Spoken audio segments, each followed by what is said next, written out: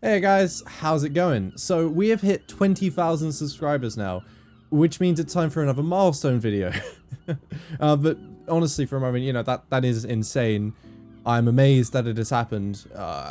So yeah, I just kind of want to say thanks for that, I guess. And I'm really looking forward to hitting way more than just 20,000. So yeah, but without further ado, so we've done a Q&A announcement on my second channel, which, I mean, if you're not already subscribed to that channel, you should go check out, because I do live streams there. Just recently I was chilling with Batco. Sometimes I play games. I found usually that, like, on the night I release a video, I have the itch to stream. I don't know why, but so maybe on the night this is uploaded, I might be streaming. Ooh, who knows? But yeah, go check that out. But that's why I did the announcement video for people ask questions. I also, just before we really jump into the questions and we're doing general announcements and stuff and whatever, I figured I'd mention, so like a while ago, like quite a while ago now, someone came to me on Twitter and they were like, hey, I made a subreddit for your channel. And at the time I'm thinking, like, okay, I mean, that's quite ambitious, you know. I don't really know, like, if we constitute a subreddit right now, but I felt kind of bad for it because I didn't even give it like a fighting chance, you know, because it basically started just before I went on my 6-month like hiatus. So it basically died as soon as it was born, which I feel bad for. So I figured to kind of make up for that fact, I thought I'd just kind of drop in at the start here that it exists.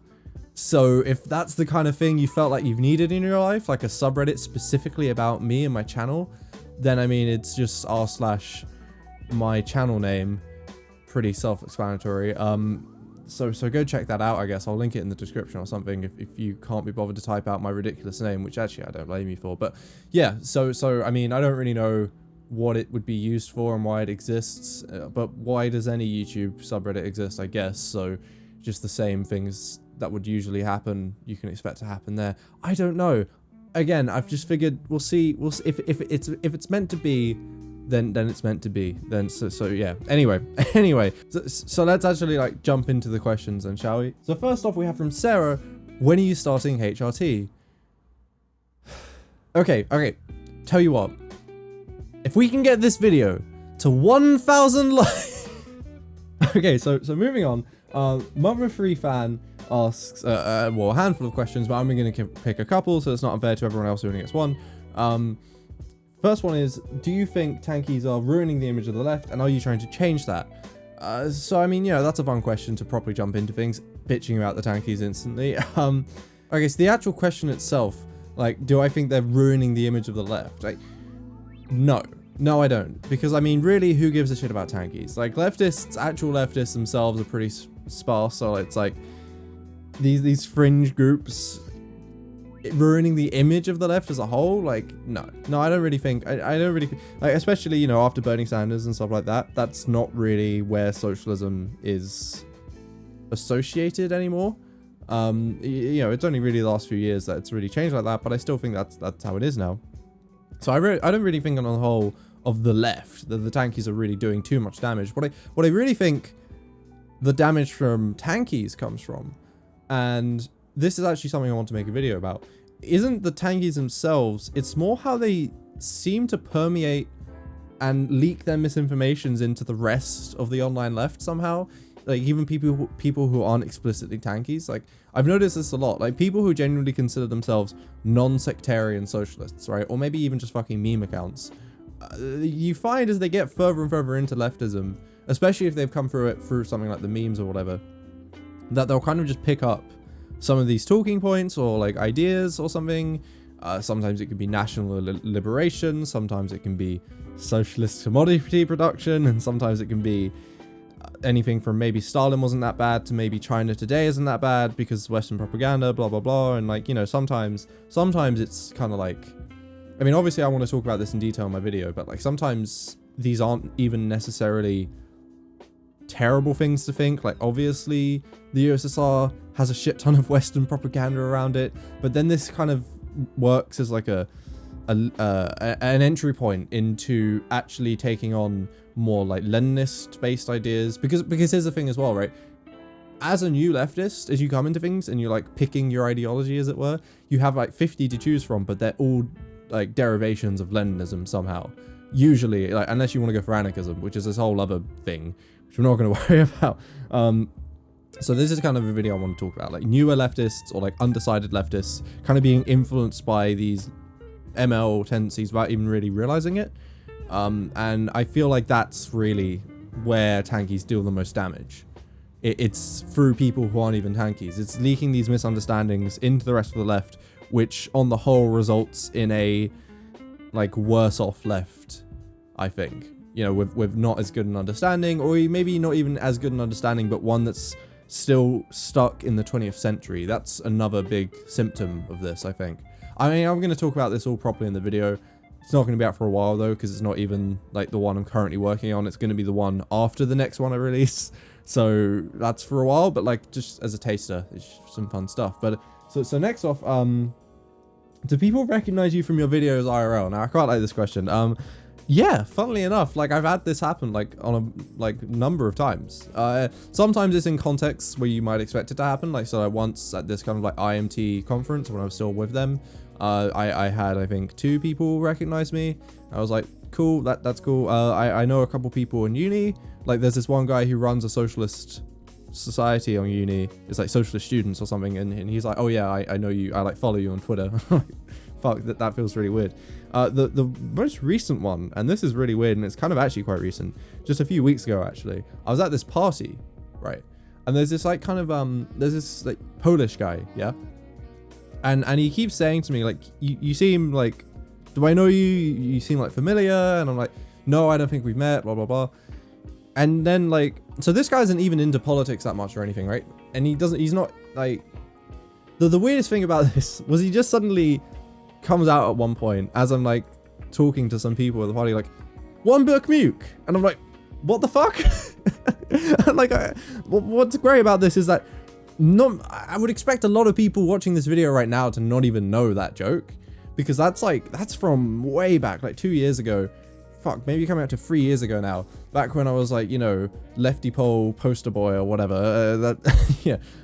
This was like this joke about how I've only ever read one book, State and Revolution. And this was literally shared between, I must say, like probably about 300 people on the internet. You know, so what was weirdest about this is that he didn't even understand the joke. He didn't know where he heard it from, and he hasn't seen any of my videos.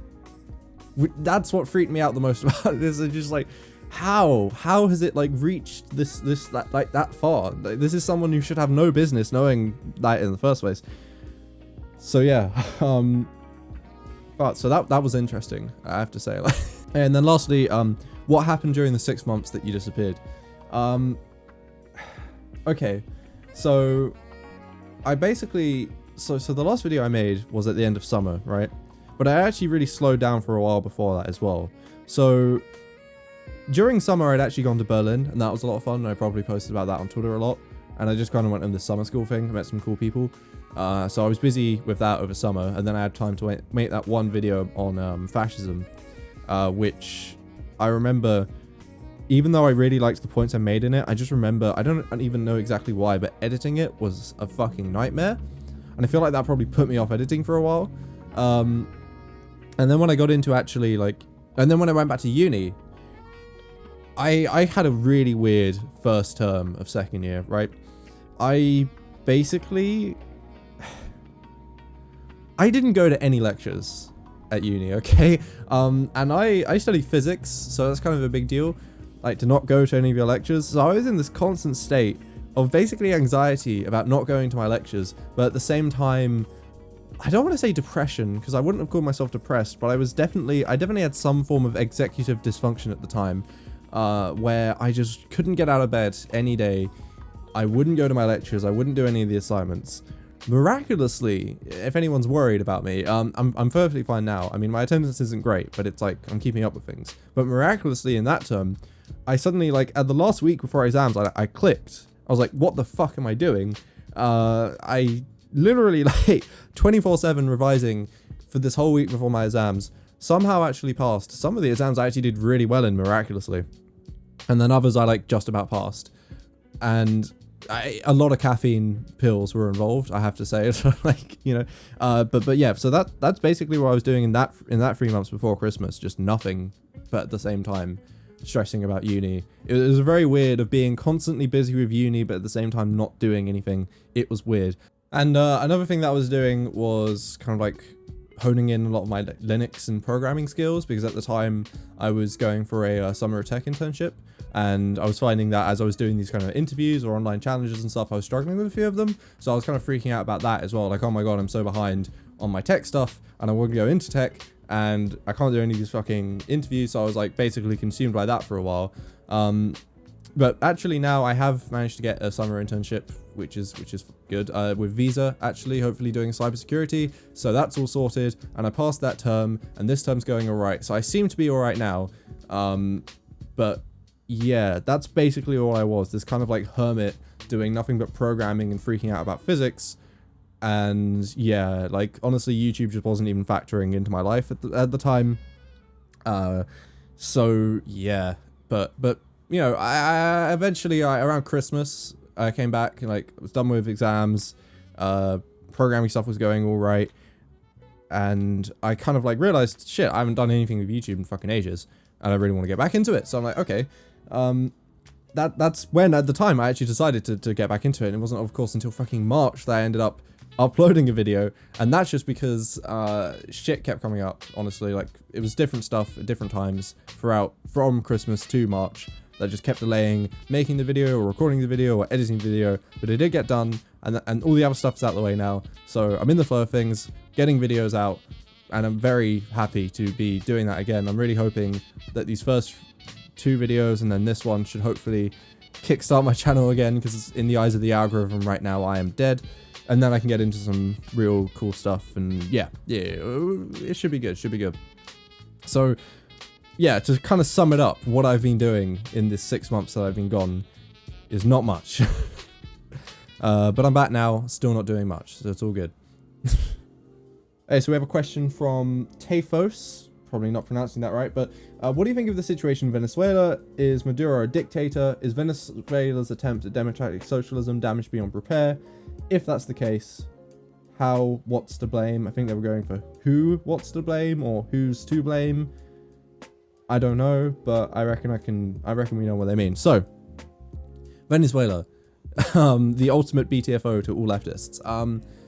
I think it's just another example in a long line of examples of third world countries or like second world countries or whatever, attempting socialism, like or like, okay, so being in a state of relative turmoil, electing a far left party to hopefully fix these problems, the party coming to power, and then with that bringing on all the turmoil with them, because I mean that's what got them into power in the first place, and then the world internationally blaming them for that turmoil in the first place, and then of course Western propaganda making up excuses so they can go invade them or go and fund a right-wing coup to, you know, secure their own interests. This is just, you know, textbook by this point.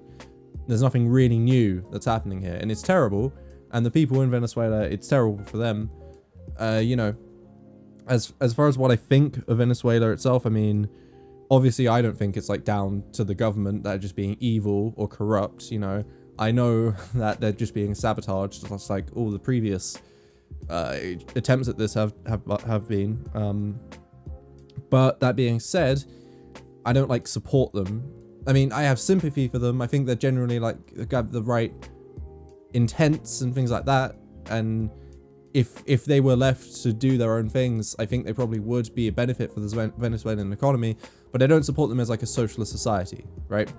I don't think they're socialism. I don't think they have any chance of getting to socialism, and that sucks. Like, I don't have a way that they could. Like, I'm not saying if I went over there and was like and declared myself president that I could get socialism over there. It's just fucking it sucks, and there's nothing to be done about it. And I think really, you know, this is where I think tankies will kind of go, oh well, this is why the US is like the greatest threat to socialism.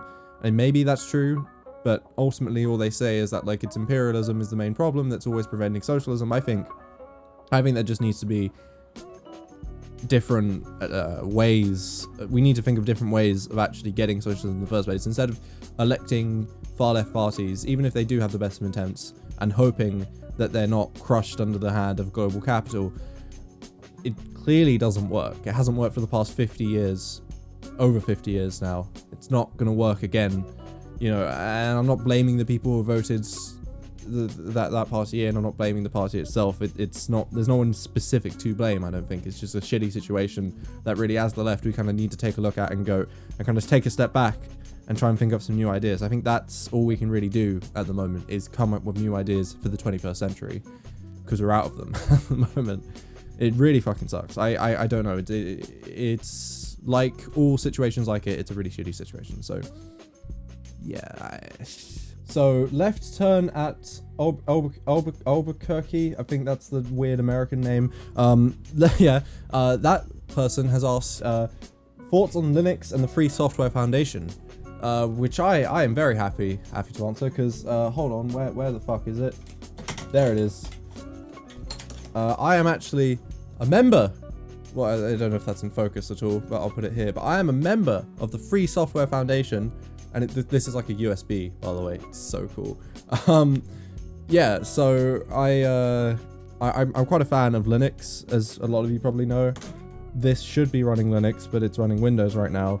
Well, I mean, it's booted into Windows right now because I need the proprietary software to make this mic sound good. But usually this runs Linux. I have a server behind the camera which runs Linux. I have a laptop also behind the camera which is running Linux. I like Linux. It's great. So naturally, I'm also a big fan of open source and free source software. And there's a whole foundation based on this, which like is basically activism in the tech community for making companies or people or whatever just like do open source and free software and promoting it and yeah. Or like fighting against, they also fight against things like anti-privacy laws and copyright and all that shit as well. They're cool guys, you know. So what do I think about them? I vaguely considered making a video about this as well.